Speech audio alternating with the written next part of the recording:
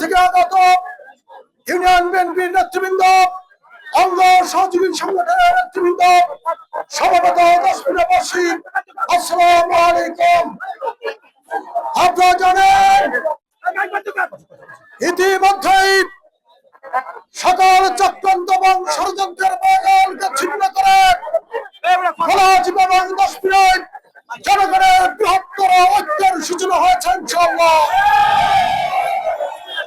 ইতিমধ্যেই আপনারা দেখেছেন নেতাদের মাথা কিনা হচ্ছে টাকার বিনিময়ে, কর্মীদের চরিত্র কিনা হচ্ছে টাকার বিনিময়ে, কিন্তু জনগণের ভোট টাকার বিনিময়ে কিনতে তারা পারতে হবে ইনশাআল্লাহ।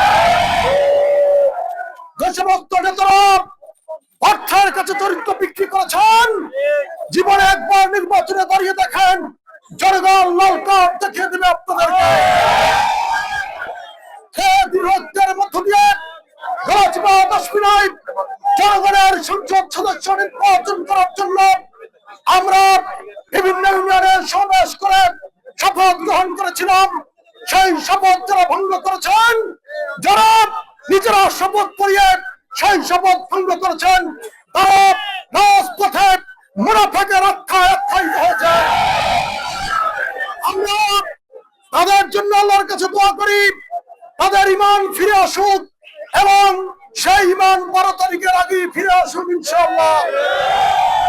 যদি কেউ এর মধ্যে ইমানদারের পরিচয় রাখতে ব্যর্থ হন, 12 তারিখে জনগণের রায় দেখে তওবা করলে সেই তওবা কবুল হবে না ইনশাআল্লাহ।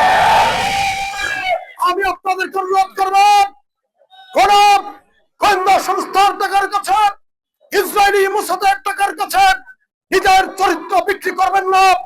ইস্পাত কঠিন ঐক্য নিয়ে জনতার বিজয়ের জন্য 12 তারিখে ভোটের লাইনে দাঁড়িয়ে যাবেন।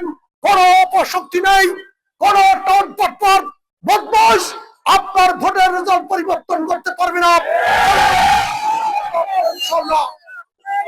ভয় দেখানো হচ্ছে, নিয়ে নেবে, ধরে নিবে, করে নিবে। ইতিমধ্যেই জনগণের যে ঐক্য করে উঠেছে, যে বিজয় সৃষ্টি হয়েছে, যে উত্তল তরঙ্গ সৃষ্টি হয়েছে জনগণের মধ্যে, ওই সমস্ত ষড়যন্ত্রের বালুর পথ জনতার স্বদেশ